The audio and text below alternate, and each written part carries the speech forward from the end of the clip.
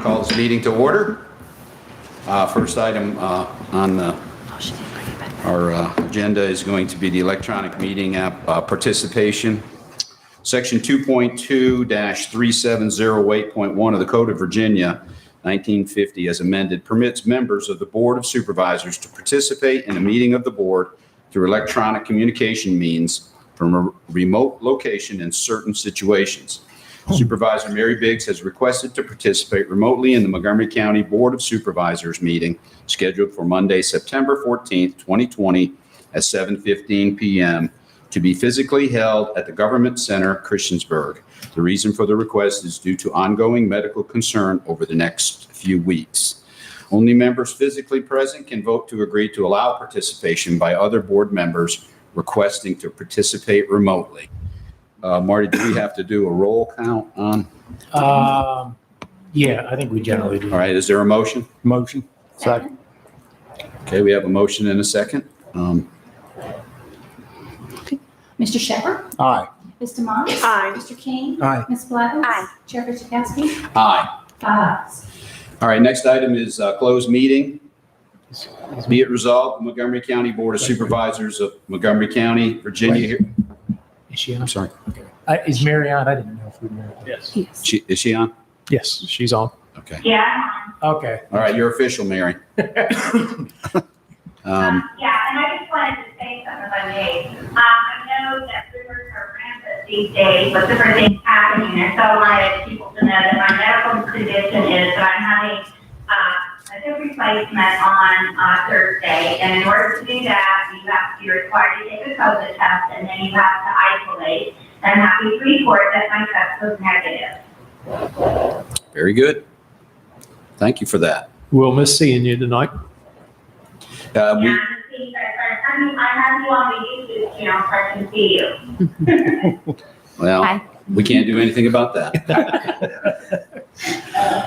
Okay, closed meeting. Be it resolved, the Montgomery County Board of Supervisors of Montgomery County, Virginia hereby enters into closed meeting for the purpose of discussing the following. Section 2.2-3711, paragraph 1, discussion, consideration, or interviews of prospective candidates for employment, assignment, appointment, promotion, performance, demotion, salaries, disciplining, or resignation of specific officers, appointees, or employees of any public body.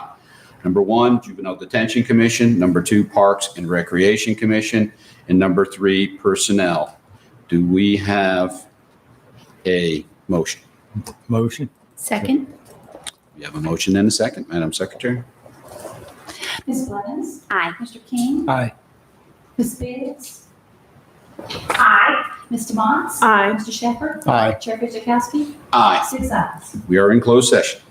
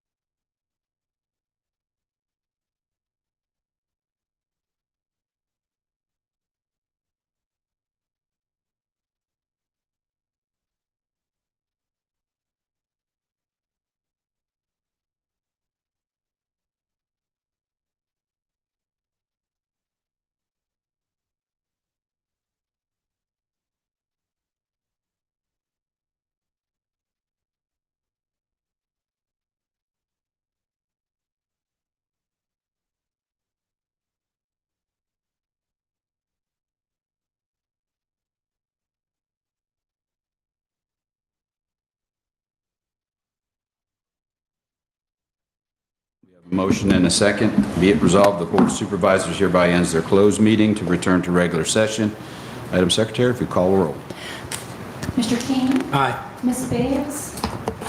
Aye. Mr. Motts? Aye. Mr. Shepherd? Aye. Ms. Blevins? Aye. Chair Guzekowski? Aye. 6 ayes. Next, we have certification of the closed meeting. Whereas the Board of Supervisors of Montgomery County has convened a closed meeting on this date pursuant to an affirmative recorded vote in accordance with the provisions of the Virginia Freedom of Information Act, and whereas Section 2.2-3711 of the Code of Virginia requires a certification by the board that such closed meeting was conducted in conformity with Virginia law. Now, therefore, be it resolved that the Board of Supervisors of Montgomery County, Virginia hereby certifies that to the best of each member's knowledge, one, only public business matters lawfully exempted from open meeting requirements by Virginia law were discussed in the closed meeting to which this certification resolution applies, and two, only such public business matters as were identified in the motion conveying the closed meeting were heard, discussed, or considered by the board. Is there a motion? Motion. Second. I have a motion and a second. Madam Secretary? Ms. Biggs? Aye. Mr. Motts? Aye. Mr. Shepherd? Aye. Ms. Blevins? Aye. Mr. King? Aye. Chair Guzekowski? Aye. 6 ayes. And then we'll ask our county administrator to lead us in the pledge. If we could rise for a moment of silence, and then I'll lead us in the Pledge of Allegiance.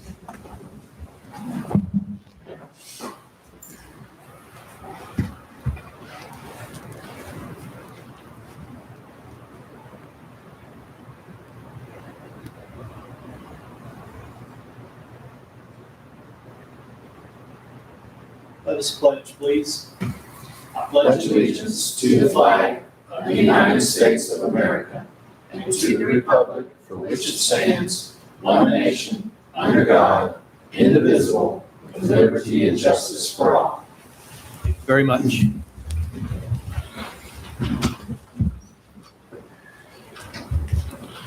All right, first item of business, Virginia Department of Transportation.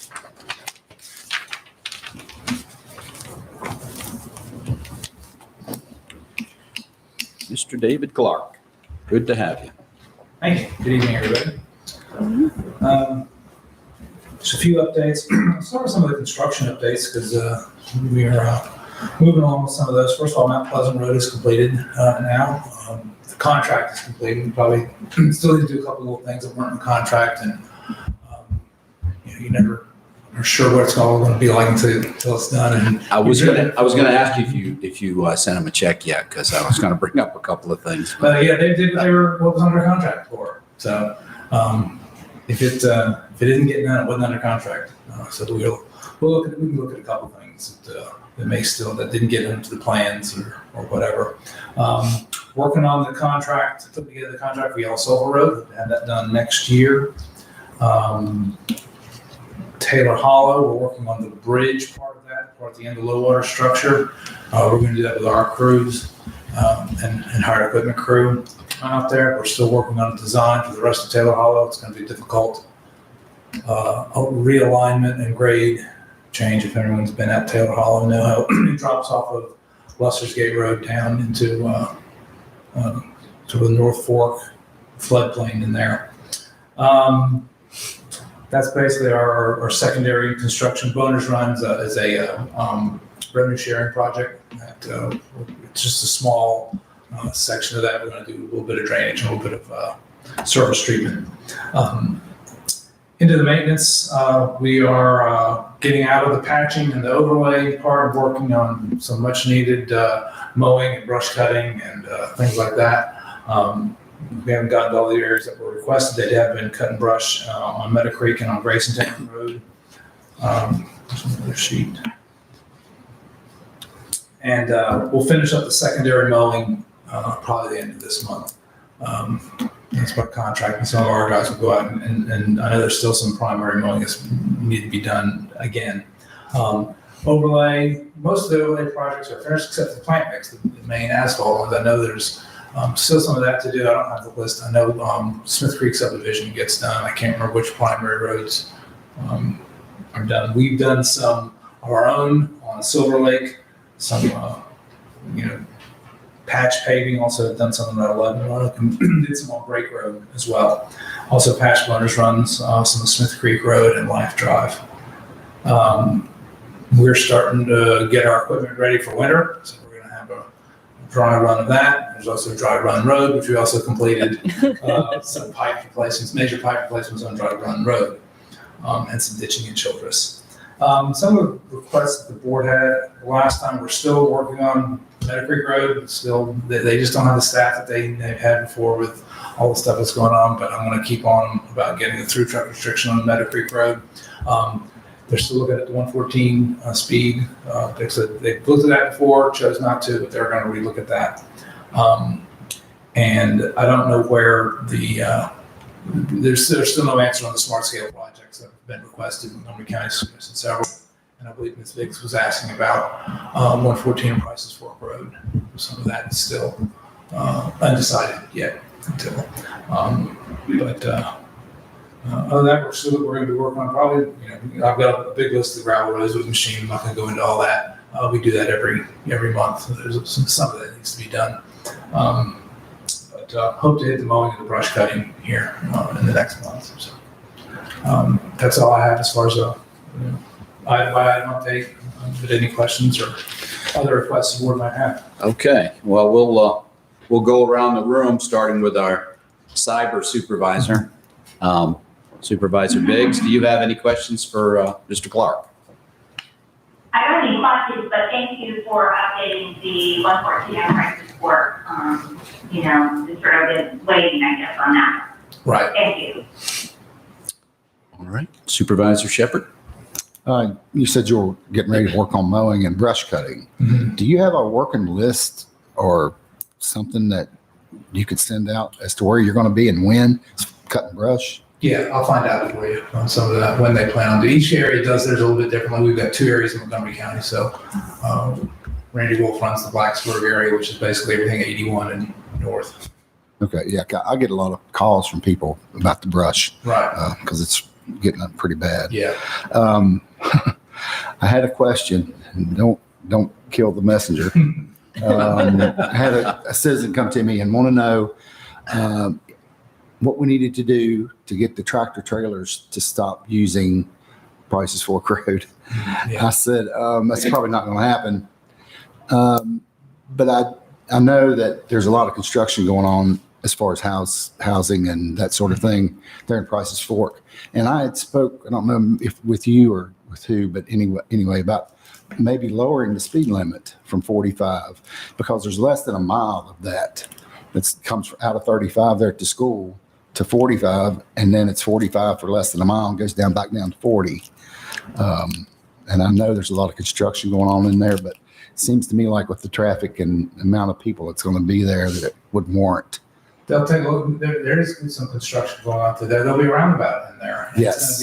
That'll probably naturally slow things down long term. But we'll take a look and see if there's something we can do while there's all that other equipment and congestion going on in there. Her concern were the schools. She said, Yeah. we got 4 schools on this road and tractor trailers fly through here. They live right there on that straightaway. Yeah. So, but anyway, that's all I have. Of course, Blacksburg does the part that's in the town.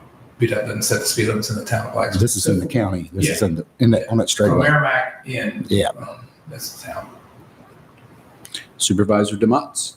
I don't have any questions. Thanks so much for coming this evening. Thank you. Supervisor King. Don't have no question, but I do appreciate the update on Meadow Yeah. Creek. We'll keep pounding on that. I'll call you every day. Okay. That's okay. That's okay. I think he's used to that. Supervisor Blevins. No questions. Just thank you for coming out tonight and giving us an update, and continue to look at that study of the speed on Route 114 with a lot of construction coming that way as well and traffic. Exactly. Thank you. And I appreciate you all being short. That way I can go down this long list I got here for You got a big Mr. area. Clark. Yeah. I have a citizen on Forge Road that's been contacting me on a fairly regular basis. And I went up there to take a look at it. And I was under the impression that the state only maintained like less than 1/10 of a mile of that. Is that not true, or is that true? I'm not sure what the length is. I can find out. I mean, it's Route 790, but it starts out and it's paved where where it comes into contact with Allegheny Springs. And then as it goes up, it's not very wide. So I would say it was probably done with leftover monies or whatever. And there's only a few houses right there in the beginning. I've not been down to the end of it, but it looks like it's only wide enough for a single vehicle. And it turns back into gravel. But it's the paved portion that is in really rough shape. And what the biggest problem on it is the edges of the road are falling apart. They're just falling apart. And there's a couple of also potholes in it, but it's mostly along the edge of the road. And since it's so narrow, makes it hard to avoid them. So if they could take a look at it, and it looks like that over the years, VDOT has gone in there and paved it, put down hot mix and probably graded it or whatever. But if somebody could just take a look at that. And pretty much the rest of everything I got here is on Allegheny Springs Road. Excuse me. There's several potholes that are right between George's Run and Flick Drive. And this may be something that they already have on their schedule whenever they go back before winter and try to fill in what they can with hot mix. And then there's I don't know if it's settling because of a culvert pipe or maybe some other issue, but right between Strawberry Circle and Persimmon Drive, and it's on the southbound lane. When you go over it, there's like a smooth bump, I would call it, because there's no hole there. But over time, because I've noticed every year, it just seems to be getting deeper and deeper. And what I'm worried about is we get a lot of motorcycle traffic on Allegheny Springs because people cut through there to go to Floyd, and they like taking that route up through there. And I'm afraid that, and I'm not sure if there's been an accident there or not. I think there may have been one, but I'm worried if a motorcycle hits it, the way it dips and comes back up, and then you hit a second dip. And I don't know if somebody could get thrown off. And also any vehicles that have probably a stiffer suspension, probably going to notice it real quick too. But that one there really should be looked at, especially before it gets too cold where you can't fill it in. But and there were some other potholes that are similar to that. They're not technically a pothole because they're just where the pavement has just dipped, and they're in between, or they're just south of Persimmon. And then finally, before you get to Forage Road, so it would be north of Forage Road, there's several big potholes in the northbound lane too. But, and again, like I said, that they're probably planning on filling in those potholes before it gets too cold, but that pavement. North of Forage Road, there's also. Yes, potholes. yes, yeah. And they're right in the middle of the lane, so somebody's going to hit them too. And again, I guess being a former motorcycle driver, I can appreciate it that you don't want to hit a pothole with a motorcycle. So it's something that's worth looking at. But that's all I got, unless somebody has something else. Nothing. All right. Thank you all very much. Thank you for coming. Thank you.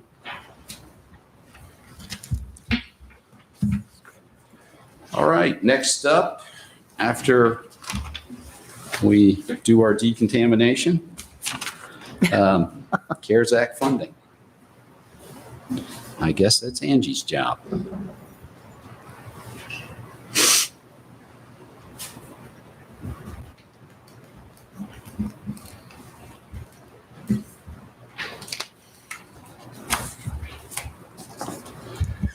Good evening.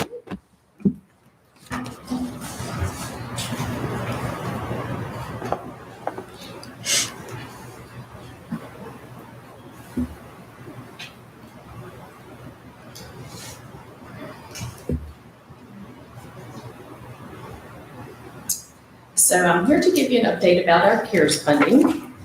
The beginning of this is going to look a lot like last time.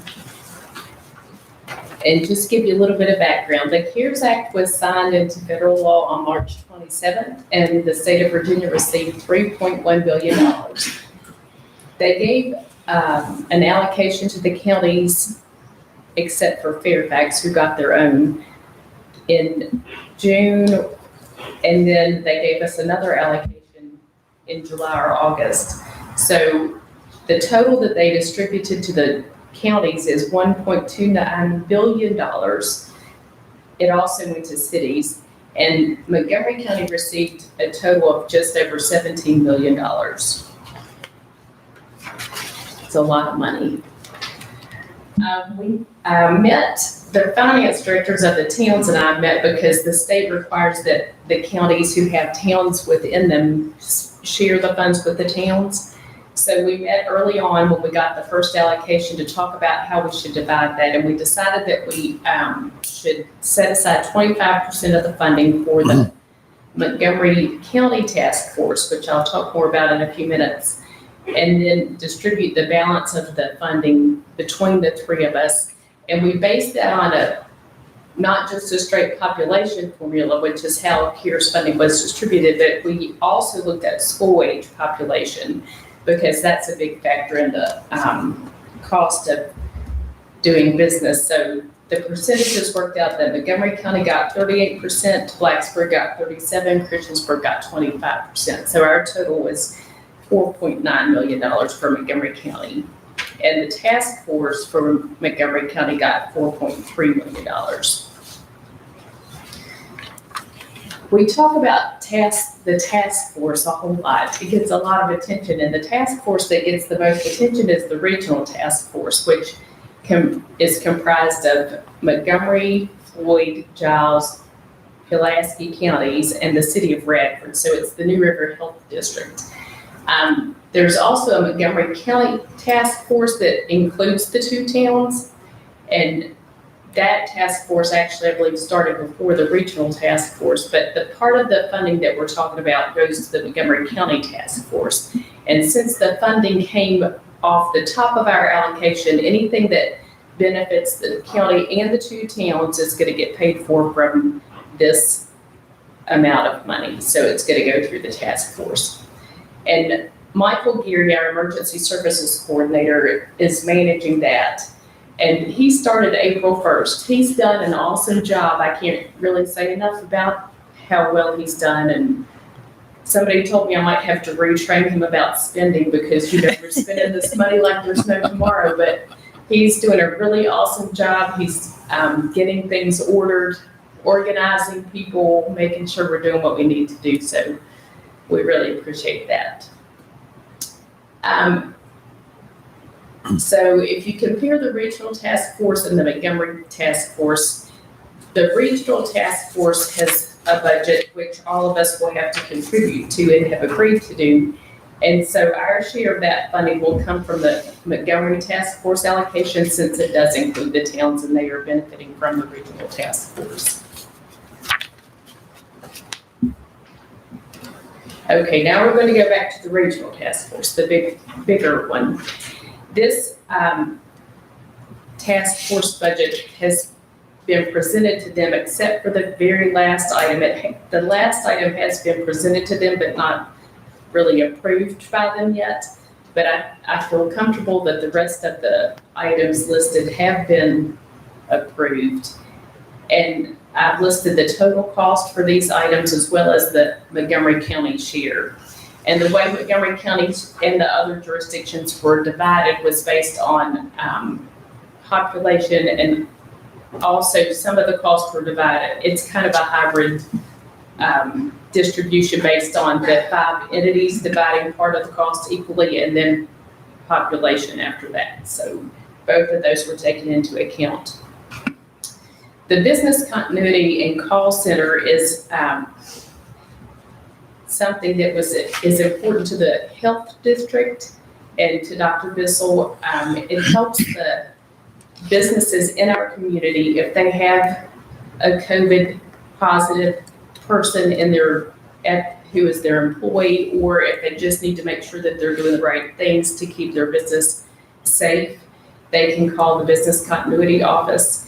And they needed funding to support that through December 30th. The regional commission is overseeing that for the health department. But the health department is very involved with it. Testing, that's an estimated number. We have purchased some tests so far, but we haven't purchased even a fraction of that yet, but we think that as the testing is developed that we will be purchasing more, so we wanted to make sure that we had enough for that. And then the next two categories are part of the marketing campaign, the Be Well, Be Committed masks, the mask that everybody has in the whole community. We ordered 350,000 of those. We haven't gotten the second shipment, I don't think. But we have ordered them, and if we don't, do we have those, Jen? Not yet, but soon. They'll be here real soon. Those are getting distributed throughout the community, as I said. And then the rest of the marketing campaign is going to be signage and other media kind of marketing. The public information officers have a committee that's working on those items. The task force also is going to develop a PPE reserve for the 3-month period. That will be for the task force, the regional task force. The county's going to do that as well, but they plan to do that. And then we have a contingency in there for things that might come up that we're not aware of yet. And then finally, the crisis center is something that New River Community Services would handle, and we have crisis. My understanding is we have 2 of those now. I might have to get Michael to help me. If I mess up, just run up here. I'll move. But we have 2 crisis centers in the New River Health District now. One of them is at Montgomery, Lewis Gale. And what happens is if a person is picked up under an emergency custody order by law enforcement, they're usually taken to the crisis center either in Radford or at Lewis Gale. Well, during this time, it's important that we keep people out of the hospital, so they're trying to develop a crisis center, which they do have space for, but it needs renovations, that they can hold the people there. Or also another plan of this group is the community services. They've contracted with the city of Bradford, so there are sheriff's deputies there that can meet deputies that are in other jurisdictions that are in the health district and help transport the person, so that it frees up our law enforcement to do what they're trained to do and where we really need them, rather than sitting in an emergency room for hours waiting for a person who needs to be there. So this would be a facility that they could hopefully have rapid response testing in an isolated place, so the person who was under the ECO would be tested, and then if their test came back, which they would have equipment there to get the results quickly, then they could be moved into a different area and really evaluated like they need to be determined to determine where they need to be placed, if they need to be hospitalized or if they need to be transferred to a different facility. So that is the total cost for the county, about $1.6 million for the regional task force, which would be paid for from the Montgomery task force budget. So that's the first one there. Again, this includes Montgomery County and the 2 towns. The other items that we're in process or have purchased are 2 ambulances. One of those is going to be stationed in Shawsville, and the other one will be in Ryder. They can be reassigned, and the reason that we need those is because if ambulances get contaminated, they have to be out of service for a certain length of time, so we needed to make sure that we had enough to replace those. That's the same reason we're getting an inmate transport van. In case the van that we have now is contaminated, we have a backup for that. The NRV 911 center upgrades, again, if the 911 center became contaminated, we have certain parts of this in place in this building that they could transfer here, but there's some major infrastructure improvements that need to be made that would really make that work the way it needed to work. So that's what that encompasses. And then a mobile command unit for the COVID-19 test sites. We've been using Virginia Tech's, but we need one for our community because the other one does belong to Virginia Tech, and if they have to have it, they have to have it, and our community does not have one. Luckily, because Michael is a very hard worker and is efficient at what he does, he was able to find one, which we didn't know we were going to be able to do, so we were really glad that we were able to get one that will be here before the end of the year. The next item is a communications truck. You might be familiar with a radio cache that we house at the county that goes throughout the state, but this is a miniature version of that that goes with the mobile command unit to the test site so that everybody there has the same radios and can talk to each other more easily. We are purchasing 6 chest compression systems for the rescue squads, and those will help us have fewer people on the ambulances and their devices that can administer the compression part of CPR with just using the device. And then Supervisor King had asked us about this a few times. We have found backpack decontamination systems that we're going to get for every fire and rescue squad, and also for the sheriff's office and the police department. So Michael updated me on that today, and that's well underway. So they should be ready pretty soon. I don't have an exact date, but so those are the costs that we have budgeted so far for the Montgomery task force, which it leaves us with just over $1 million that hasn't yet been allocated. Now we're going to switch to the county pot of money. And I gave you an update earlier in the summer on items we had purchased or spent funds for through the end of June. So this is through the end of August. We have provided COVID leave, which you generously approved for our employees, and they very much appreciate. So if they need to be off for a COVID-related reason, including their children being out of school, they are still paid for that. And also some Michael's salary can be charged to this as well, to the CARES Act. It's not COVID leave, but because he is focusing on something that is different than his typical job, he's completely dedicated to that right now. We are able to use the CARES funding for that. Then we have spent $90,000 on disinfecting, sanitizing, and social distancing improvements. That's ongoing, but that's how much we had spent through the end of August. We have a contract with a vendor right now who's evaluating the air quality in all of our facilities. And I talked to you about that last time too, but we didn't have them, that hadn't started, and that has started. So they're evaluating the air quality and determining what we need to do, if anything, to improve that in any of our buildings. Wireless on wheels, I think you're a little bit familiar with that as well.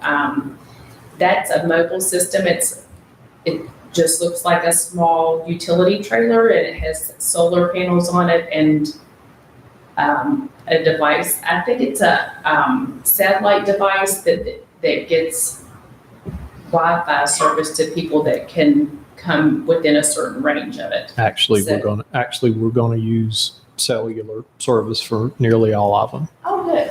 That's better. I had a conference call on that this afternoon. Good. Okay. Things change every minute. There are things on this list. I'm just going to go through the list like it is, but some things that I'm going to tell you we're getting ready to buy, we actually put purchase orders out for today. I just had to stop at some point because, it's fluid and we're moving fast because We have We a have short time frame. But I know that Brian Hamilton has been working to find locations to put those throughout the county, and we're gonna get 5. We have asked for them to send 5 as quickly as they can so we can deploy them and make sure that they're working the way we want them to work. We have spent $160,000 on teleworking improvements. That's IT equipment, computers, a few hotspots for county employees if they need to work from home. A camera system is being installed, and that's underway in this building right now. One thing that will do is to help us provide contact tracing if that was necessary. The capability of this system is such that if somebody is identified, if we know of a positive case and we know who they are, we'll be able to see where they went throughout the building, because we had some scares earlier in the year and had to figure out where people had been and that kind of thing. So that will help us with that. The mobile delivery service for the library is a modern name for a bookmobile. I guess it's not really a bookmobile because they deliver all kinds of media and hotspots and different things now, but that's another thing that we didn't know if we would be able to pull off before the end of December, but it's ordered and on its way through the system to get to us. It's not finished yet, but we feel very comfortable that it will be completely ready for us. The Virginia Department of Labor issued guidance that you're probably somewhat familiar with about workplace safety for employees. And one of the things that is included in that, there's a lot about social distancing, and the social distancing requirements include that you can't be within 6 feet of a coworker without a respirator type mask, not just the mask that we wear for more than a very short period of time. So previously, we would have 2 or 3 people riding in vehicles together, and we can't do that anymore because we don't want to use our PPE for the people riding in the vehicles to do maintenance and that kind of thing. We want to save that for the first responders. So we have purchased so far 11 vehicles. 4 are for the sheriff's office. There are 2 patrol cars and then 2 that can be used to transport people to the jail. There's 1 for the Animal Care and Adoption Center. That's a different kind of vehicle. That vehicle is going to be used to promote adoptions outside of the center because we don't want to have a whole lot of public in that confined indoor space. So it's a van, a small, not as big as a bus, but a large van that Eileen can put animals in and take to different places and have adoptions for them. Parks and Rec has 2 additional vehicles that they have ordered. Those are for their grounds crew, buildings and grounds, and the PSA have also ordered 2 vehicles each. Some of these vehicles are new and some are used. And I can't tell you which ones are which, but one thing, a challenge that we're facing with the vehicle issue is we're at the end of the 2020 model year, and the 21s they say will start production on November 11th. That's when they're going to start producing them. And then they tell us, we'll have them to you by the end of November. And I looked at the calendar, and guess what? Thanksgiving's right in the middle of that. How's that going to be? Anyway, we're doing the best we can, but it's a tight turnaround. Another use that the county has for our CARES funding is the small business grants, nonprofit organization grants, and child care facility grants, which I'll talk more about those in a few minutes.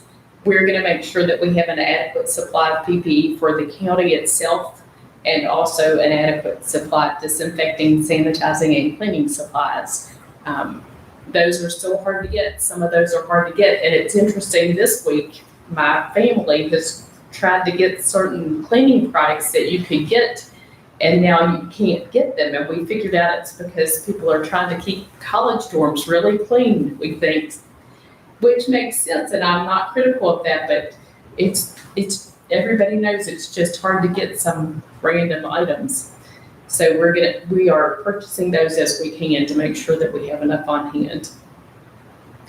The treasurer's office is going to have a renovation to the lobby. We have sketches made of that already, and I believe that the bid is going to go out for that in the morning. Scott Woodrum is working on that with one of our architects that we use, and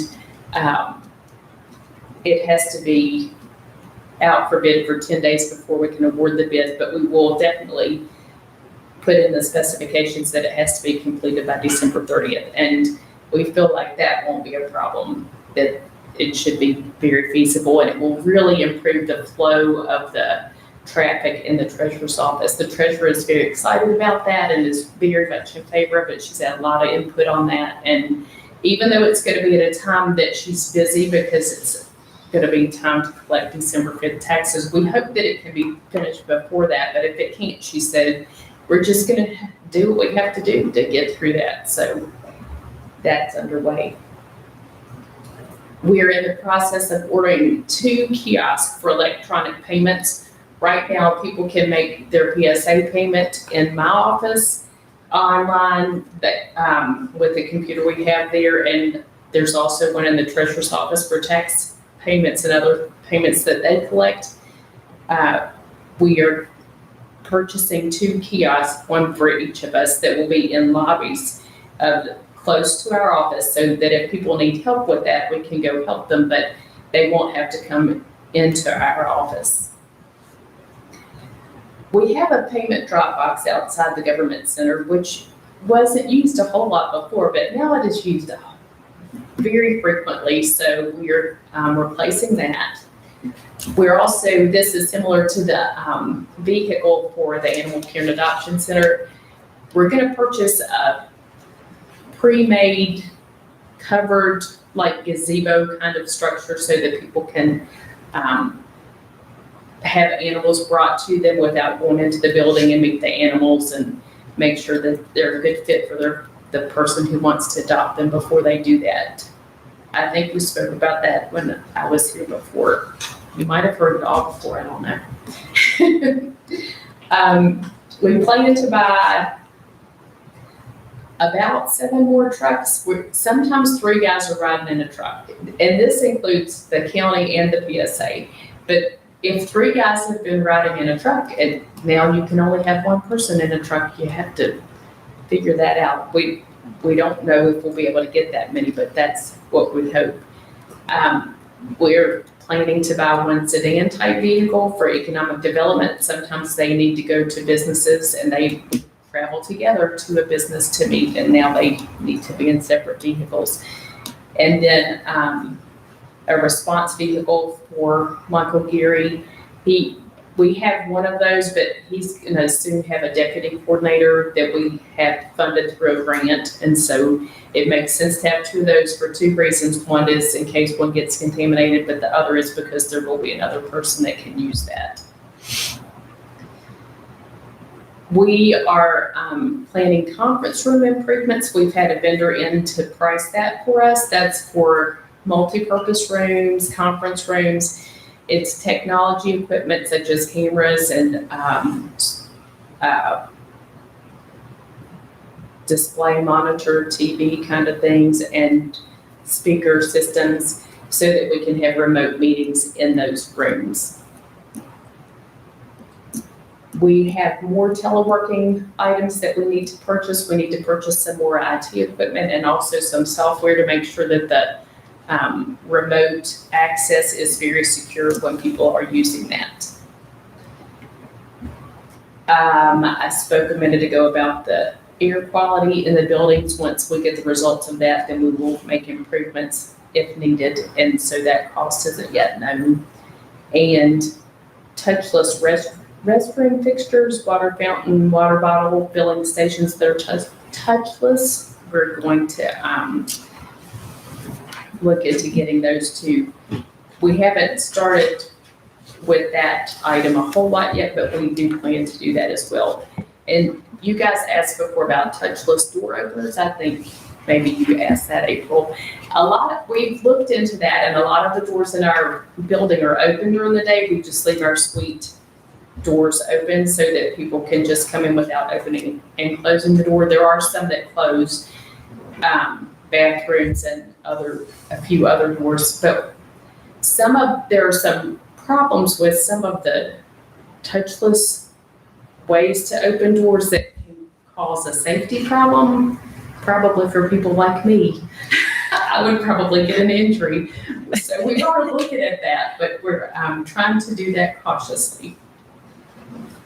So the total known cost, which you can see there were several that we don't have estimates for, are $632,000. And there are more requests coming in all the time.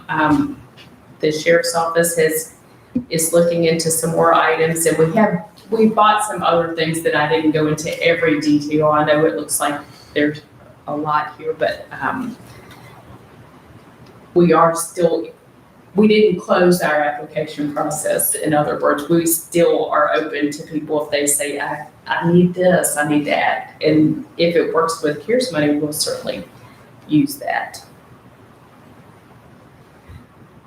So a little bit about the grant programs. This chart tells about the 3 different grants that are going to be offered. Blacksburg really headed this up and helped coordinate what the guidelines are for the grants. The small business grant was launched in August.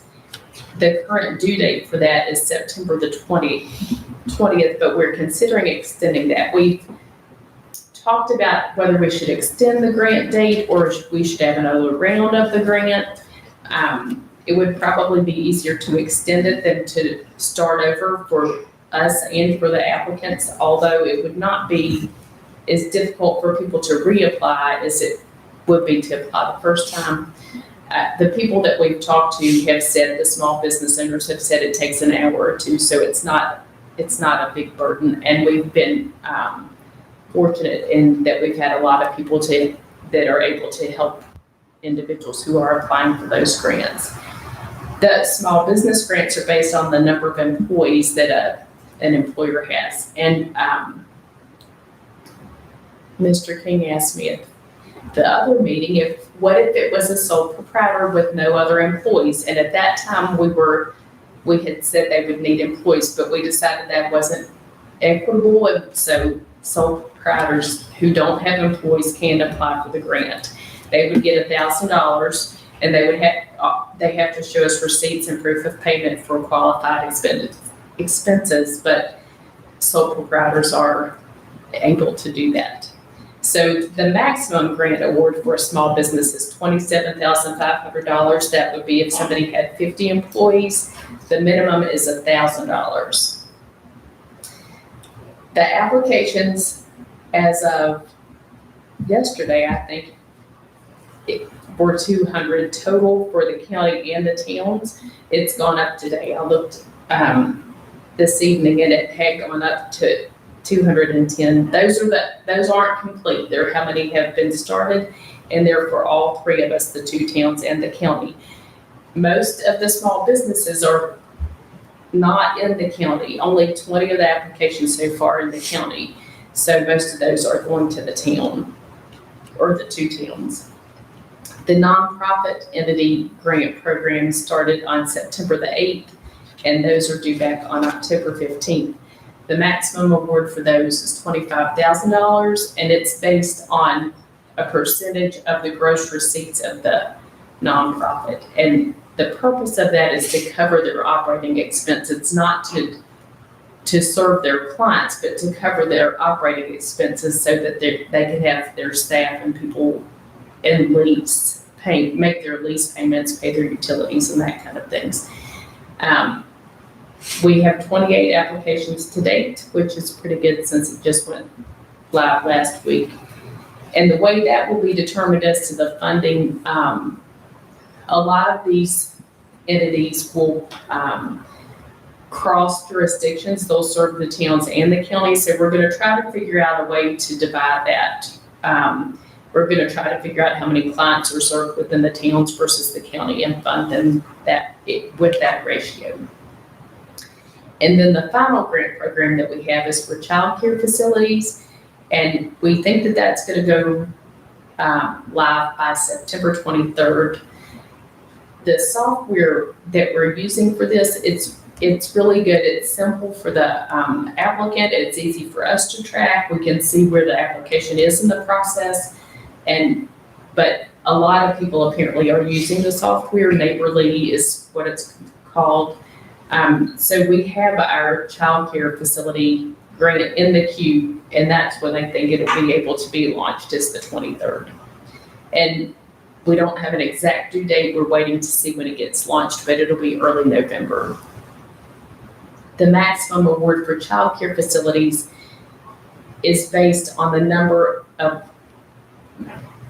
licensed spots that the facility has for children and how many months they were open between July and September. So they would these facilities would receive $100.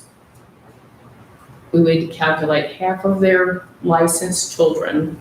So if they were licensed to have 100 children, we'd take 50 of those times $100 per child times the number of months they were open, and that's what their award would be.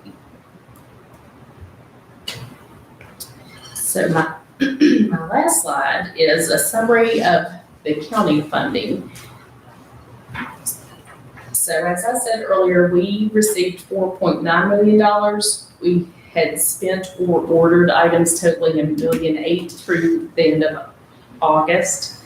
We don't know how much we're going to fund with grants. We don't know how much that'll work out to be, but we've set aside $750,000 for that. I believe the towns have set aside more than we have, or estimated more, just because they do have more businesses in the towns. And then the items that we know about, that we know the cost of, that I showed you on the slides before, total $632,000. Now, some of those didn't have cost yet because we're still developing those, but that leaves us with a balance of just over $1.6 million. It's a lot of numbers, right? It's my favorite thing.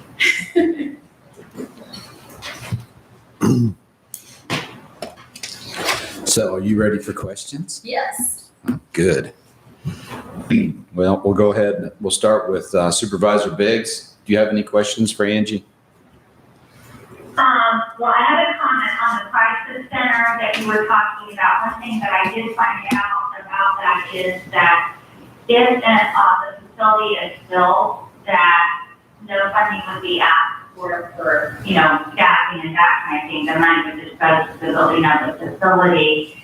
And I wanted to know, when you get a request, Angie, is there a committee that evaluates it, or how does it work exactly? And where do these requests come from? The request for the grant programs? Well, for anything, like if a partner or someone needs, how do you all, I guess I'm asking, how do you make the determinations on how to spend the money? I guess is what I'm asking. Yes, we do have a team of people that evaluate the CARES requests. Eileen Mahan, the Animal Care and Adoption Center Director, Scott Woodrum, the county engineer, Michael Geary, and I are on that team. We have a form that it's very simple and basic. It's like a budget request form that they explain what they want to get, and then we meet, or if it's very clear cut, we just email about it and say, yes, go do that.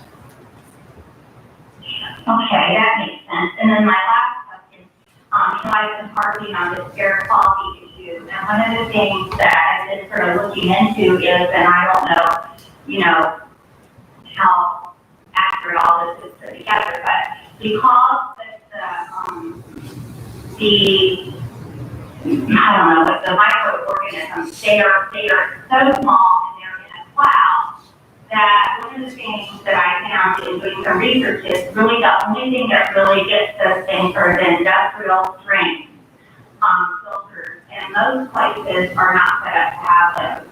And so I wondered if in the evaluation of the air quality whoever is doing this, are they looking at, specifically, is that, the filters, like, it seems that it's not gonna matter how many types of filters you put in there. You gotta have the right kind if you really want to stop these small particles. Is that part of the study? Yes, that is part of the study. Train is who's doing the study. They're looking at that. They're looking at fresh air intake, which I think is also another very important criteria.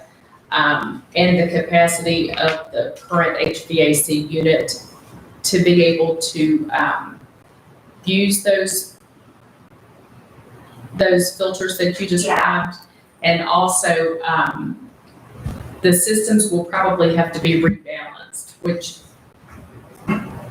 I do know about that, but probably you don't want to know all about that right now. But that would be something else that would be included in that. If we start bringing in more air, then the whole system could get out of balance, and you have to figure out how to make everybody still stay comfortable and have fresh air.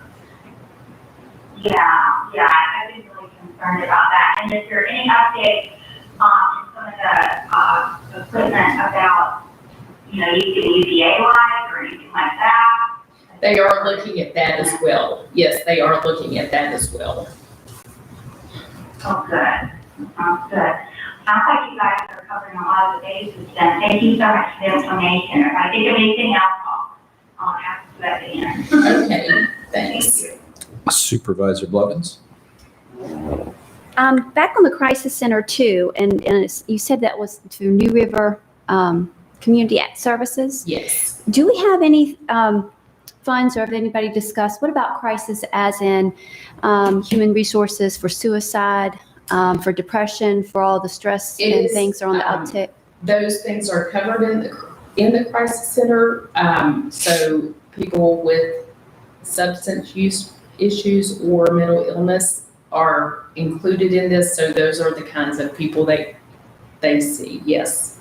Okay, very good. And let's see, back on the business continuity call center, and that is handling through the regional NRV Regional Commission, correct? That's who's administering the program, yes, for the health department. The health department is going to make sure that the right information is disseminated and that people are trained properly and that kind of thing. But the commission is who's overseeing that. And with the businesses, does that, and I don't know if you know this, but what does that, when they help the businesses, do they come in and do help with the contact tracing, help with the cleaning, decontamination, all of that to keep the business up and going back? Is that what it is? That's my understanding. And also to evaluate if there is a case, whether or not that individual exposed the entire business, because oftentimes people's first reaction, if there's a positive case, is, oh, I have to close my business. And that isn't always the case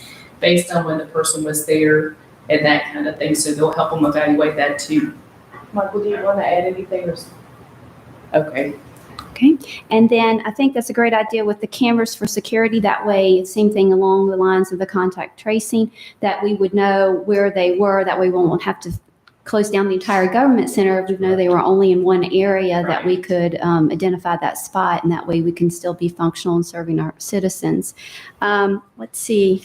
And I think Mrs. Supervisor Biggs answered some of my questions about the ventilation and UVA, looking at those lights and things. I think that's all. Right. And I think that is great with the command center. I talked to Mr. Greery about how hard it would be to try to find that. So I commend him on getting us that and getting it by the deadline for that. So we do appreciate that. Thank you. Supervisor King? I just got one question. And I run this past Craig. And is there any way we could use some of that money for turnout gear? I know the answer. You want to answer? We've talked about it, and I'll let her answer it. Yes, sir. We can't get turnout gear soon enough. We would if we could, but it is so back ordered that we can't get it by December 30th. I thought they changed that. You just had to have it allocated. No, we have to receive it by December 30th. We don't have to pay for it by December 30th. That's the part they changed. In the very beginning, you had to receive the item or service and paid for it by December 30th, but now they're gonna give us time to pay, but we still have to receive it by then. If the federal government changes the time frame, which apparently they've been talking about that for a while, and we hope they do, then we would definitely look at that, because I know that you don't have that in all of your fire departments, and that would be something that we would definitely try to get. If we can call our distributors, if they can guarantee it. If they can guarantee it. Now, and what I was going to tag on to what Angie said, I had a conversation with Congressman Griffith's office again last week, and what I've shared with Congressman Griffith and also the two senators is it really would be helpful to us to have an extension of time, because we're rushing to try to get things done. And what's happening is every community in the country is doing the same thing we're doing right now. And so a lot of items that we're trying to get are just nearly impossible to find. If there's some sort of guaranteed delivery or whatever, that's certainly something we could look at for sure. I mean, if I call our distributor and say, can you guarantee it to be here?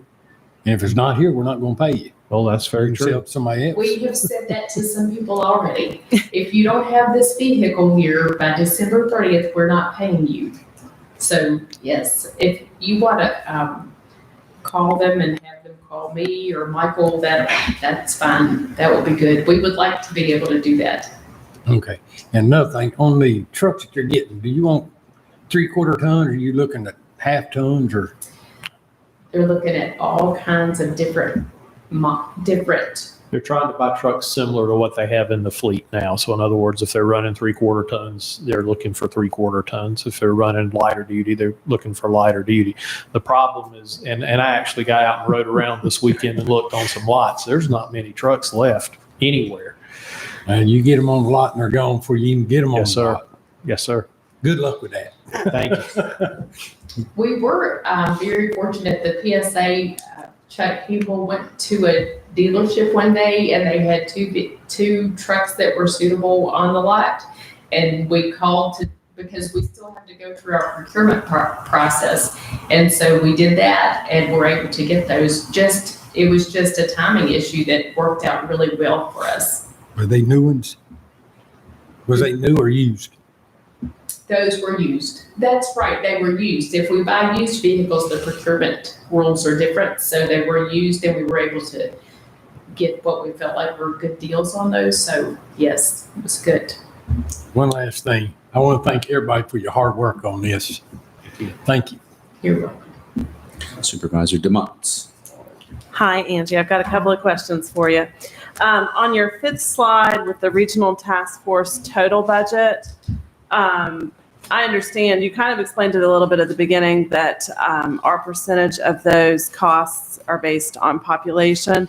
On the business continuity and on the crisis center, the fraction that we're responsible for is different. The rest of them is like. I knew you were going to know that. I'm ready for you. I just wonder, or maybe is the regional commission subsidizing some of it? Is the community services where's that? The reason that it's different is because the business continuity is just split evenly, because we can't really know which place the business is coming from. It's not necessarily based on population. And then the testing and the marketing and the PPE and contingency are based on population. And the crisis center is based on usage of, it's based on how many EOCs we've had historically by the jurisdiction. What's an EOC? Oh, I'm sorry. ECO, I say the wrong thing. Emergency ECOs. custody order, that's how you get there. There you go. Okay. All right. And then But I thank didn't know you. you were going to ask me that. I'm glad that I'm so predictable. It was a test. And then on the sixth slide for the mobile command unit, and this is just my lack of knowledge. What does a mobile command unit look like? Is it like one of those big boxy, almost like ambulance looking things? It's like a camper type. Winnebago. Winnebago? Yeah. It's big enough that Sorry, I was just thinking, what are we going to do with it afterwards? it's large enough that Oh, it we has. can use it later. Yeah, it will get quite a bit of use. It's good for instant command. It has desks in it. It has electronics equipment in it. It can carry a lot of supplies. So when I hear mobile command unit, I'm thinking like a tank, no, yeah, and I'm thinking that seems no, an not unusual thing It's to me. because it's the command center, like it's their mobile office. Okay, that makes more sense to me. And then I would assume that that would be managed by the sheriff's office. Or would it be a county asset It's here? Mhm. Okay, and then I just got one more. On the small business grant program, slide 10, where you mentioned that we may extend the due date. If we extend the due date past September 20th, will we do a round of grant awards based on who applied by the 20th and then maybe a second round? Yes. Okay. We might even start awarding before then. Those have to pass through the EDA because of our Dillon state rules. So we need to get that squared away. But yes, what's going to happen in that case is like if it's a grant that we're providing, we'll just pay the EDA and then they will pay the business. But if it's one of the towns, they'll send us a list and a check for how much we need to then pass through to them. But we're going to turn those around as quick as we can. Okay, I just wanted to make sure if people had applied by that initial September Yeah. 20th deadline that they could have the grant funds awarded. If we extend it, awesome. The more businesses we can help in the community, the better. But for those that are applying now, I know they want to get funding as quickly as possible. So that's all I had. Thank you so much. Thank you. It's clear that a lot of extremely hard work. We were talking as you were walking in about how this is totally unexpected and caused a lot of heartburn for everybody because it kind of came out of nowhere. So thank you very much for everything that you've You're done to get us welcome. to this point and keep doing. Appreciate it. Thanks. Supervisor Shepherd. I guess I'm kind of dense this evening. I can't get this crisis center stuffed in my head. So, $403,000. And that's going to be, that's paid out to an existing situation that's going to set up somewhere else. Is that? That's right. We have two crisis centers Right. now, but they're going to move them and have one that will be more suitable for the COVID environment so that they can isolate people and test them. They already have the building Okay. leased in Bradford and they talked to the, Yeah, I was going to say that's the former Wade's grocery there in Radford, where That was my next NRVCS question. has moved some offices. They've got space in there that they can utilize for this. Okay, so that's just money that will be provided depending upon their ECOs that they can use however. to renovate that space. Okay. And then the Okay. operations of that, right now they said that they can cover those operations with their existing staff because Okay. they're already That's where I was getting to. having those in other places. But I have, probably Craig and Carol and I have all had talks with them about the fact that we have to make sure that this isn't going to be a huge Ongoing. burden going forward to fund the operations of that. And Mr. Shepherd, these funds are for infrastructure. They're to Right. renovate and build it to make it capable for handling this service. But Angie's exactly right. We've talked with Mr. Pritchett and the folks at NRVCS that this can't be an ongoing expense because we have to cut the funds off. So this is for infrastructure development. Okay, that answers my question. And wow, everything you guys do just seems like it's way out there. And I don't know how you get it done, but thank you. Thank you. All right, and before I close it out, does anybody have any follow-up questions? Mary, did you come up with any?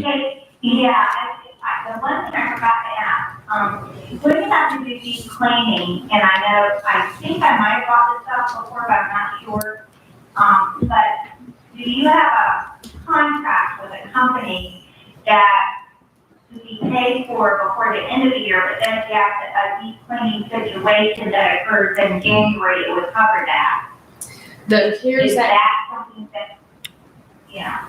the CARES Act doesn't allow us to do that. We have to actually receive the service before the end of the year. So we would not be able to pay them in advance and then they do the service after December 30th unless the law changes. Ms. Biggs, that's what I was going to add, that again is something I'm bringing up with our congressional delegation is, it'd be great if the pandemic's over December 30th, but I'm not real sure that that's going to be the case. So we sure would appreciate an extension of time. Right, and I need to tell you all that NACO task force has been pushing this. We pushed it on the governor's call, and we've also been in contact with, I've been in contact with the two senators, but not Mr. Griffith. So it's been pushed now for weeks and weeks and weeks. So if they could just get it through the federal part of it, it would be so helpful to all of us that are in this situation. So I guess we'll just keep pushing. Thank you, Angie. Thank you. Anyone else? I wanted to Go follow ahead. up on something Supervisor King had mentioned about hazardous pay for our sheriff's office and deputies. I don't know if we've gotten any more We're discussion. exploring some options Exploring on that right some now. options, With okay. some of the funding that have remaining, we're talking about some options and hope to have something to the chair to begin some discussion with y'all very shortly. Thank you. Okay. Well, I guess we're going to be dealing with this later on the agenda as far as asking for extensions. And it seems like that's what we're really needing probably most of all in order to get the equipment and supplies that we need. So hopefully somebody will be listening to us. But I really never imagined that if I was given $5 million that I couldn't spend it real quick. But I guess it does take a little time. And of course you have to stay within the boundaries. But yeah, hats off to all of you, Michael, Angie, you and your staff, and everybody else that's involved, which I know there's quite a few that have been working on this. And I'm sure it's very frustrating when you think, I need this item, but I can't get it. The turnout gear is probably the one that sticks out to me the most, something that's really needed. And if we can't get a supplier to provide it, then we're going to lose out. We won't lose out. We'll end up paying for it. But, we'd like to take advantage of the situation that we're in now as far as money. But thank you so much for presenting that. And have a great night. Thanks. Thank you. Mr. Chair, if I can just add one thing, I appreciate the kind words for Angie and Michael. I want to share with you that I believe nearly every department head in Montgomery County has been neck deep in this process.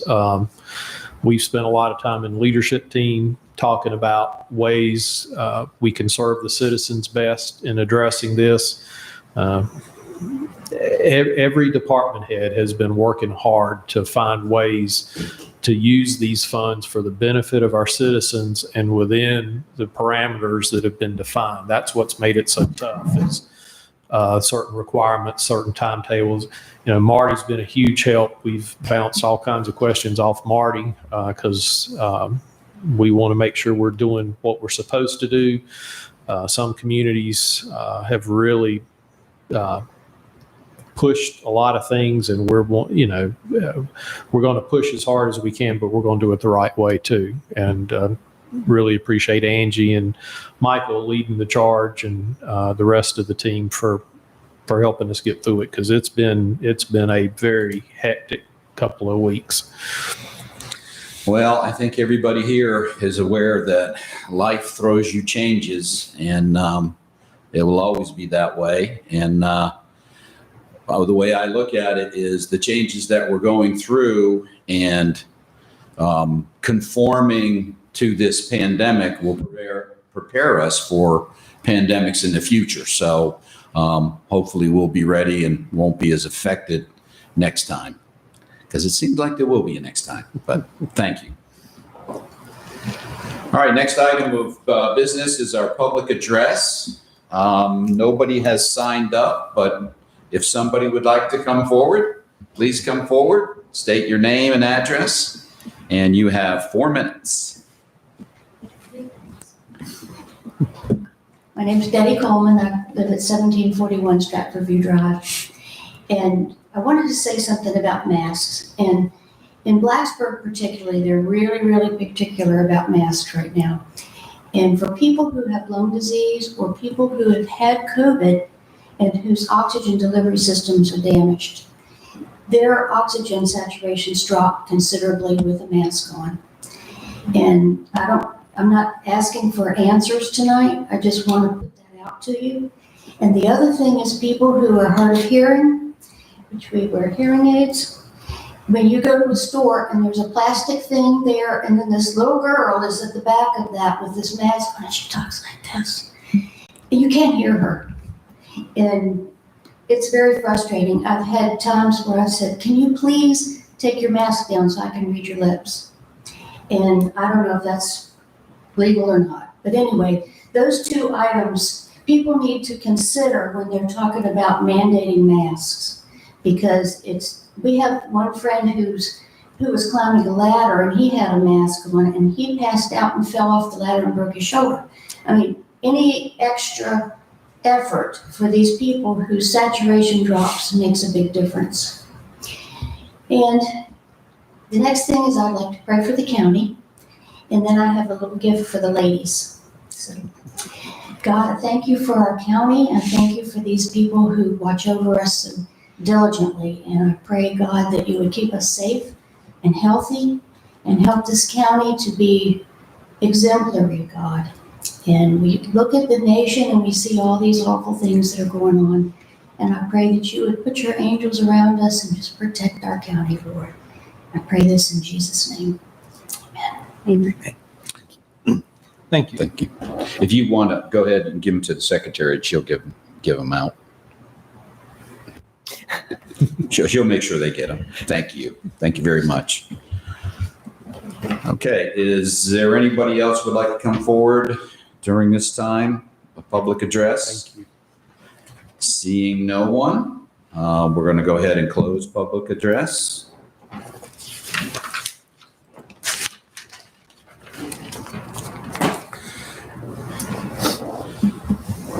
Craig, I guess I could ask you if we have an addendum tonight while you're doing that.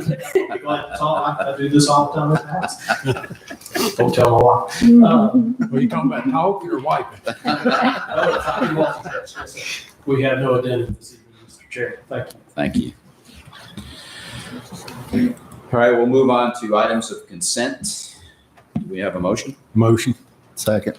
We have a motion and a second. Any discussion? No discussion. Madam Secretary, call the roll. Ms. Biggs? Aye. Mr. Motts? Aye. Mr. Shepherd? Aye. Ms. Black? Aye. Mr. King? Aye. Chair Christiansburg? Aye. 6 ayes. Okay, now we're going to go into work session. Is there a motion to go into work session? So moved. Second. All right, we have a motion and a second. Madam Secretary? Second. Mr. Motts? Aye. Mr. Shepherd? Aye. Ms. Black? Aye. Mr. King? Aye. Ms. Biggs? Aye. Chair Christiansburg? Aye. 6 ayes. All right, we're in work session. Mr. Chair, the item we have under work session this evening is a draft of the legislative priorities for 2021.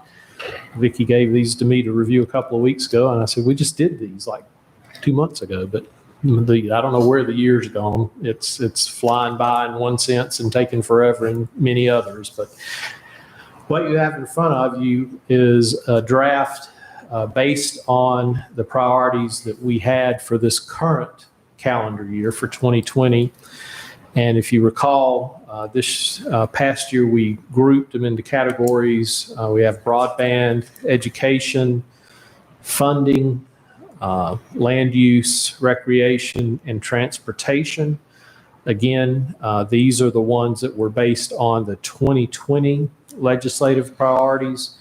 I know in talking to Ms. Blevins, I believe there's one that she would like to talk about adding this evening. I don't know if there's others, but that's what we're here for tonight, is to hear comments on what's on the list. We can take things off if you feel we need to take them off, or we can add to if you need to add to.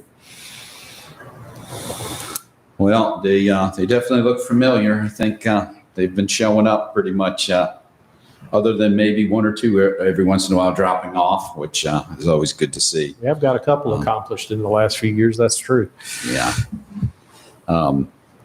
Supervisor Blevins, if you wanted to Certainly. So go ahead with your proposal. one of the things that I'd like to discuss with the board is the qualified immunity, and if that does pass with this upcoming General Assembly, the impact it will have on our sheriff's office and the county as well financially, the burden of retaining and recruiting police officers, and the liability of that if that does pass through. Okay, and I had asked Marty if he would kind of give us just a brief summary of what it is and what it means Sure. to us. Any government official that performs what's called discretionary functions, so if they got to make decisions and then act on those decisions based on whatever's going on and whatever their job is, they're generally shielded from liability for civil damages, insofar as their conduct does not violate a clearly established statutory or constitutional right. And what qualified immunity talks about, and it applies to law enforcement officers and how they conduct their discretionary functions. As you can imagine, that they have many discretionary functions on what they do. And what the qualified part is that an officer has immunity if there's a claim that that officer has violated someone's constitutional rights. We're talking about civil stuff, not criminal. Then the immunity would apply if the particular right was not established by law, or the manner in which that right applies to the actions of the official was not apparent. So there's two standards that the court will look at on whether to apply or to grant a qualified immunity. And that's what qualifies it, is that if an officer violates a known law, a known rule, and it was apparent that that rule was in effect in what he or she was dealing with in that particular situation in their discretionary actions, then they would not have immunity, and the immunity would be stripped. But if what was alleged as a violation was not either established or clear in the law, or it may have been clear but wasn't clear as being apparent in that particular fact pattern that the officer was dealing with, then the immunity would apply. And what the immunity does is it prevents an officer from having to stand trial and go through the burdens of litigation. And so the qualified immunity would come up at the beginning of the process. So when someone sues saying a law enforcement officer has violated their constitutional rights or some other right, civil right, then at the beginning of the trial, or at what's called summary judgment, before you get to the evidence of whether there actually was a violation, the officer would have an opportunity to exercise as a defense the immunity. And then they would have to show that the immunity applied, and that the qualifying immunity applied, and that there wasn't an incident where the immunity did not apply. And if it didn't apply, then that officer would have to continue on in the trial to determine whether there's actually a violation and damages should be asserted. Now, what happens is obviously localities will be the ones defending them and paying for these costs. And if the qualified immunity goes away, what happens is no longer will these cases be discarded at the summary level at the beginning. They're going to go to trial, and that's what the trial attorneys want, right? They want to go to trial. They want it to go to a jury, because then they have an opportunity to win, right? To win damages for their client. And if the case is ended at before trial, then it never gets to the jury, because the question about qualified immunity isn't a jury question. It's a law question, so it's decided by judges. But if the plaintiff's attorneys are able to get past that immunity, then it gets in front of juries, and it opens the checkbook for localities. It really does. It creates a financial burden. Okay. Before we move on, does anybody have any questions for Marty? Because you need to understand what this is all about in order to Marty, make is there a cap on the civil liability right now on the amount? I'm not aware if there is. I mean, right now there is qualified immunity. If there is, I'm not aware. But if there is one, it's going to be pretty high. And then I'm sure there's probably an instance where the action may have been severe or wrong, right? Terrible way where the cap may not apply. But I don't know, but I could check. But everything I've seen now, I've not seen any cap in any of the new legislation that they've talked about. And that would be concerning if that would be, could bankrupt the county? It could, yeah, it could. Yeah. And also the other problem is recruitment, because not only does the locality now be open to or subject to liability because they would lose the immunity, but the officer may have personal liability. And we're talking about situations where, it's discretionary. And so a lot of these areas are gray areas of the law, and where we're not talking about black and white areas. We're talking about the gray areas where it's a difficult decision, and decisions are being made within seconds or milliseconds on what to do. And then, it's easy to come back as an armchair quarterback and determine whether they were wrong or not. But the purpose behind the immunity is because of the difficulty of those situations, because they're dealing in areas of gray where it's not clear whether it would be a violation or not. And you're giving them discretion to do what and hopefully the training will get them there, that if they don't have that immunity, then they're going to be even less willing, one, to take the jobs, or they're going to be afraid to act.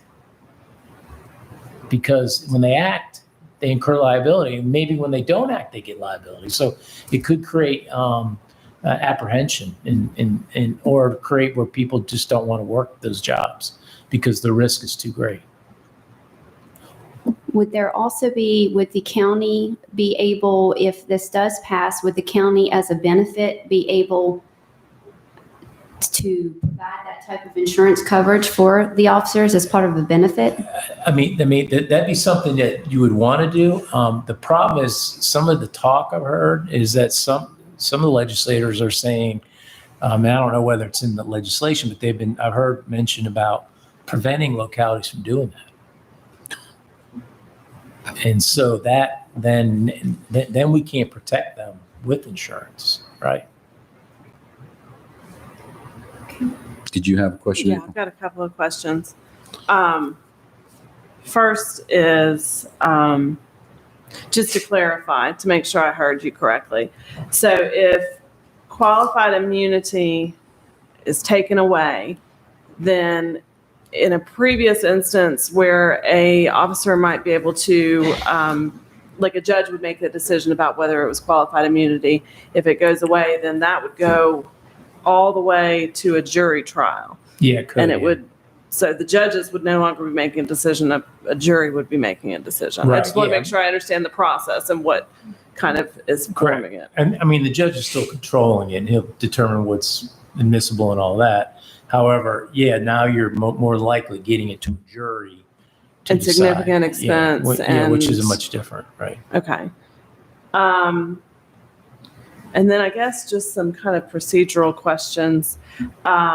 Where is this right now in the General Assembly? Yeah, I'm not sure.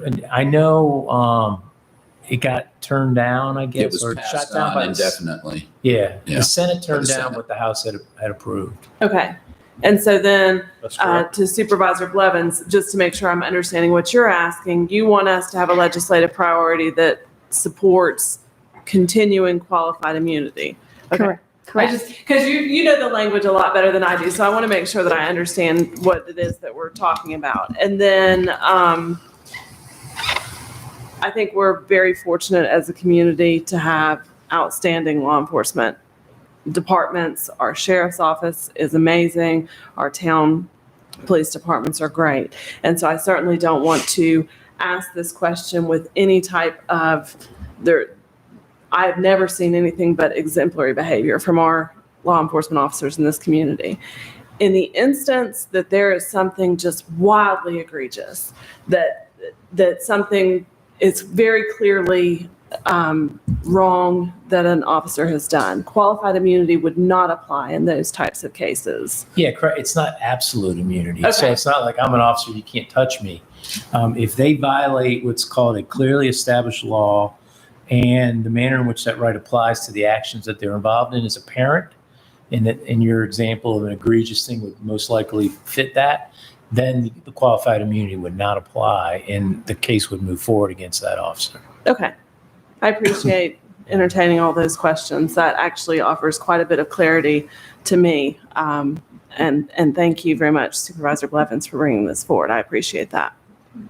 I had asked you in that email about, do you know if the state was asking for qualified immunity just to be taken away from the police, or would that be eliminated throughout the state, which would basically open up all elected officials to civil suits also? Yeah, what I read, I think, was just law enforcement, but there is qualified immunity for discretionary decisions that elected boards make. Right? So the General Assembly would have the ability to separate that then? Yeah. Okay. Yeah, they could take all it away. They could, minimize or take away those who apply, don't apply.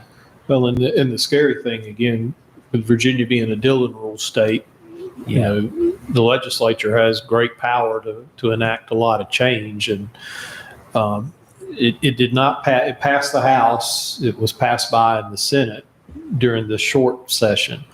But it's been very obvious in following some of the discussion that it'll probably come back on to the agenda for 2021. So I think it's very concerning that we have something in our priorities. I look at it from an administrative standpoint, and I'm sure the sheriff feels the same way, is yes, we all know that occasionally there's an officer or a deputy that does something that they shouldn't do. That's dealt with very quickly by the leadership in the departments that we have now. The challenge is if the laws are changed, you have lots of good law-abiding officers and deputies that would become very concerned for their liability and safety. So not only would you likely lose a pretty significant number of staff just because of the concerns if that immunity was taken away, and it would be very, very difficult to recruit someone that would want to take on that role, knowing that that's part of the risk that they're taking is they could get sued personally. I understand some of the concerns the General Assembly has. This is not the way to fix it. Sorry. Well,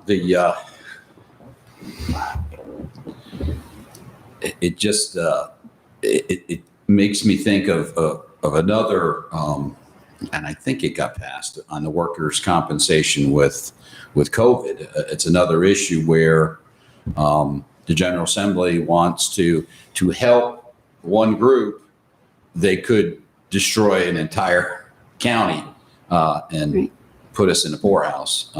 And to me, that's not a good way to do it. There certainly has got to be another mechanism that could be used to pursue something like that.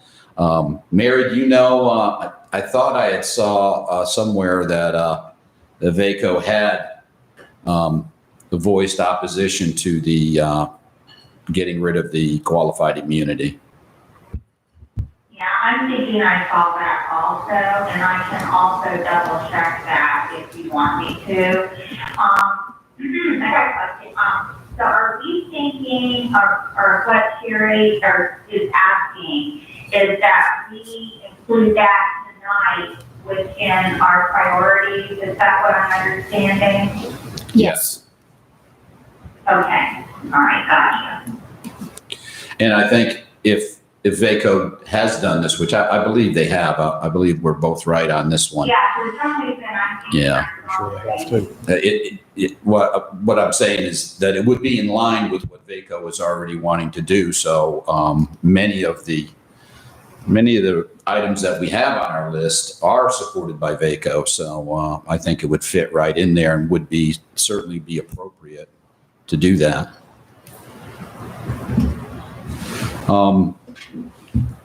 Any more discussion on qualified immunity? I think given the information that everybody has brought forward, I think that it's wise to add it to our legislative priorities. It Yeah. sounds like the right thing to do for our law enforcement officers, and it sounds like the right thing to do for the county. As tough as that job is to do anyway, in these times, I wholeheartedly support it and think it'd be a no-brainer.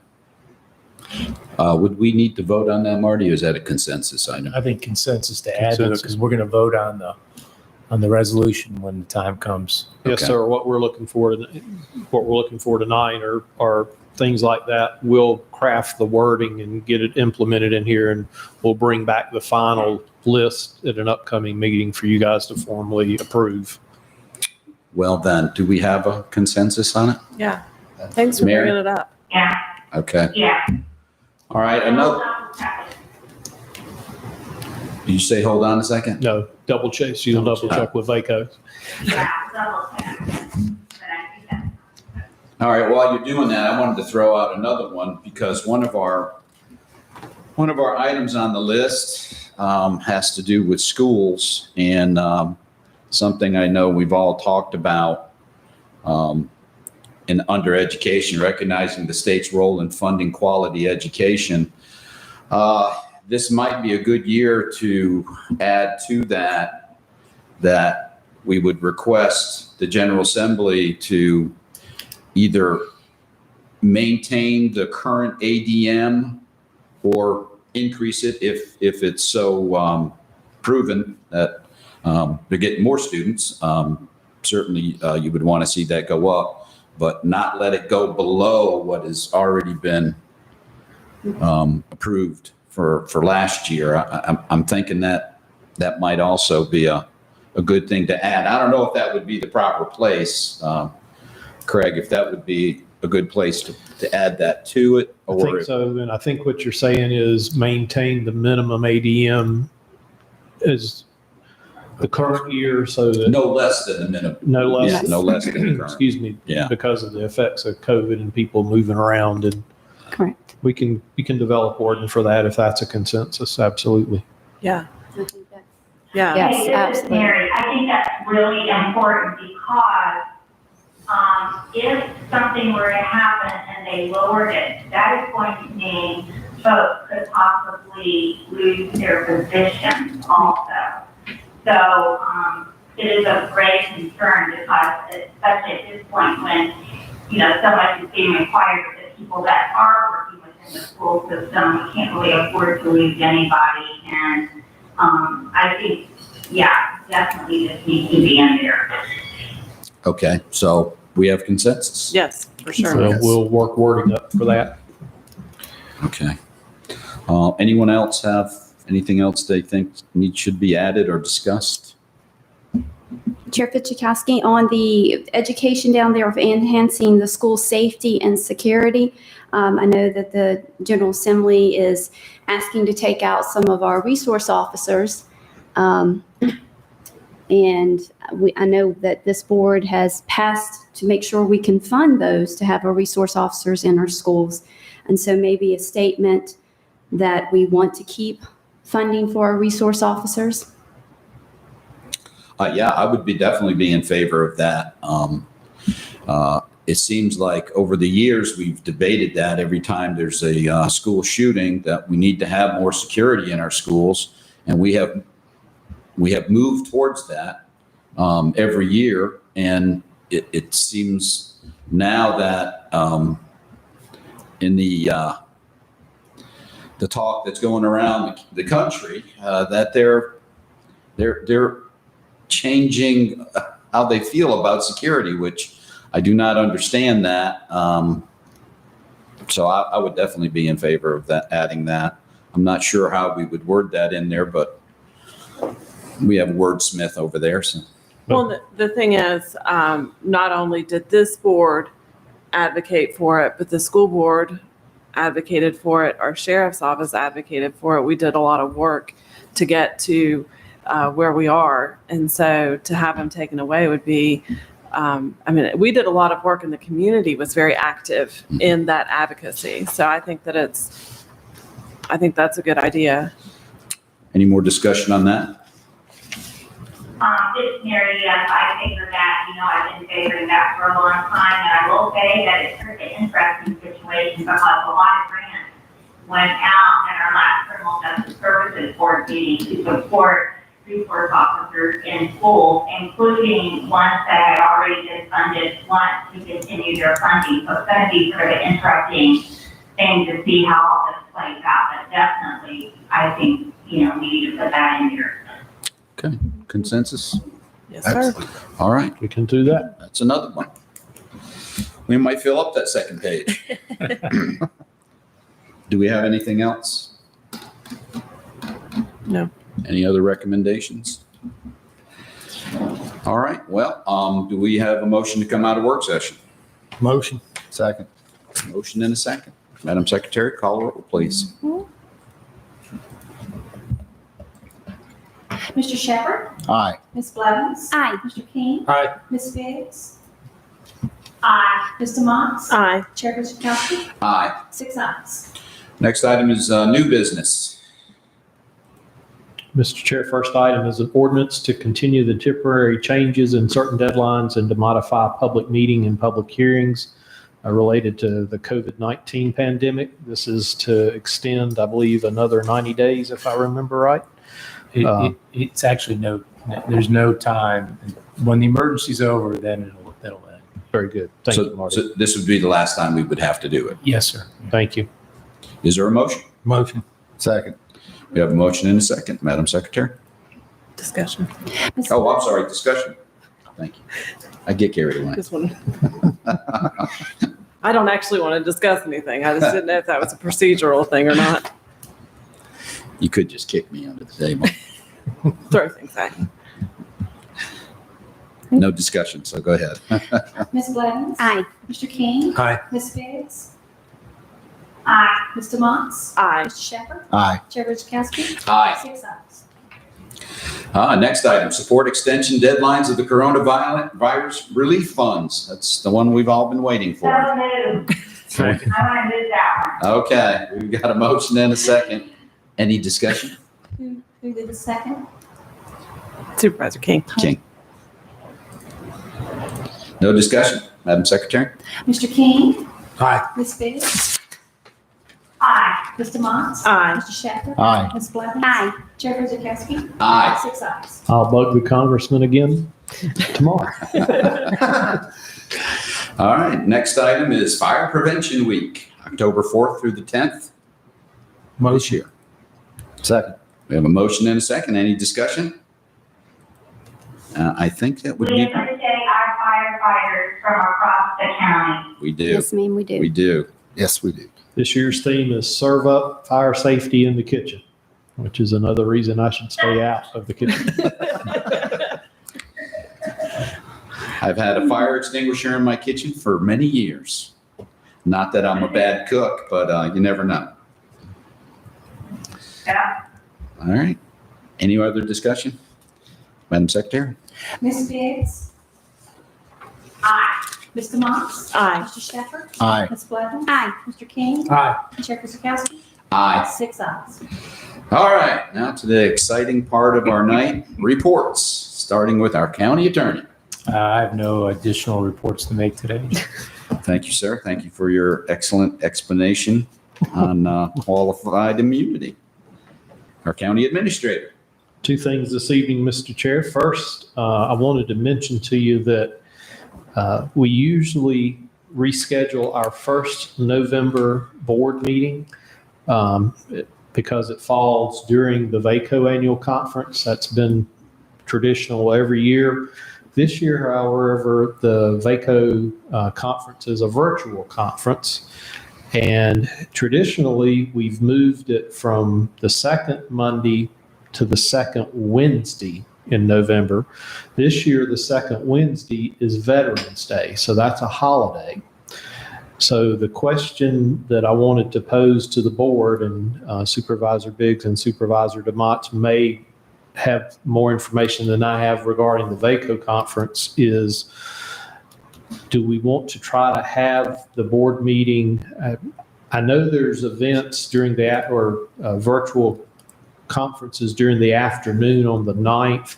I'm not sure how long the conference runs on the 10th.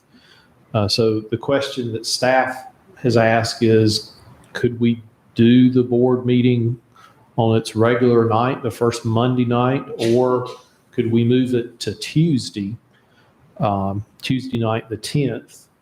Again, Wednesday, which is when we have traditionally moved it in the past, Wednesday is Veterans Day this year, so we didn't want to put it on a holiday. And I'll address your question about timing. I am not aware of events that are happening in the evening on the 9th. Mary might know better, but my suggestion would be to look at doing it on the 10th, because normally the conference ends that day anyways, and we're kind of traveling home in the afternoon and early evening. So there wouldn't be any events planned for that evening for sure, if they follow their normal schedule. Now, I'm not sure what they'll do about the night. They could have virtual cocktail hours or something like that. I had looked at the BYO cocktail. Yeah, I had looked at the VACO. I had looked at the VACO schedule, and I did not see anything in the evenings. My recommendation was going to be that you consider moving it to Tuesday night, the 10th. And if we find out between now and the conference that there's something that's going to create an issue, we'll revisit it. But Right, I didn't see anything at night either, so that's fine. Try that and then we'll see. all right, so we'll have a resolution on the next board agenda for moving the meeting to Tuesday, the 10th. The only other thing I just wanted to reiterate again, my thanks to the staff. The staff's been pushing really hard the last couple of weeks. I've been very insistent with several folks that they take some time away. It's just been as intense as any time as I've been in local government. It's quite hectic. You know, we have all the normal day-to-day things. You know, Angie in the middle of doing all this other stuff. We've got a year-end audit and a financial report to put together sometime, and we're all very blessed with strong staff. Carol, Marty. I mean, we've got good folks, but everybody's running 100 miles an hour right now, and I appreciate all the work our staff's doing. That's all I have, sir. Thank you. I will now go down the list of supervisors, and we start with Supervisor DeMott. I actually have nothing to report this evening. Okay, no biscuits for you. No biscuits for me. Supervisor Shepherd. No report. 2 in a row. Supervisor Blevins. No report. I just also wanted to echo the same as Mr. Meadows for our staff, all their diligent work and hard work in these very trying times with the COVID-19, and do appreciate everyone. Also wanted to shout out to our first responders as we went in remembrance of 9/11 this week, and not to ever forget or take for granted our first responders who dedicate their service and volunteer for our county. And also wanted to suggest or throw out there for the board a possible resolution for Suicide Awareness Prevention Month. September is Suicide Prevention Awareness Month, and with the uptick of the COVID, with depression and the stress, these are things that mental health is extremely important, that we make sure people have assistance, have education, and know that they're not alone and that we're out there to help them. And if we could do so, next board meeting, a resolution for Suicide Prevention Awareness Month. Thank you. Mary? It means a lot. We couldn't see your thumb up, Mary. Yeah, that's fine. Thank you. I appreciate that. Okay, Supervisor King. I don't have no report, but I do want to say again how much I appreciate the staff's hard work on this Corona stuff. I mean, I'm done with it myself, but whatever. And I do want to let all law enforcement know here in Montgomery County, you're always in my thoughts and prayers, and I do appreciate you personally for all that you do. I really do. And I just wish the best for all of you. That's all. Okay, Supervisor Biggs. I'll just second everybody's comments that they've made in regards to our super staff, law enforcement, first responders, all of that. And I think, it's really good in a public way that we do. And I see our board doing this almost every single meeting. Somebody on the board, recognizes staff and first responders and law enforcement, and the challenge of COVID has just made everything even harder. And so it's not just that we're just sitting here like, well, thank you. This is really heartfelt. Thank you to all the people that are involved in all of this. Thank you. That's it. Okay, thank you.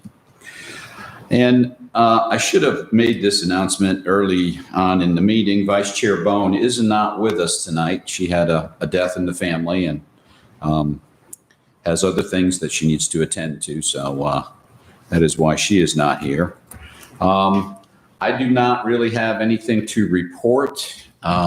But again, echo all the other responses as far as our first responders. And I'm thinking now, what a smart move I made in 2007 when I retired from the state police. But with that said, this meeting is adjourned. Thank you. Thanks, Thank Mary. you. Bye, Mary. Yeah.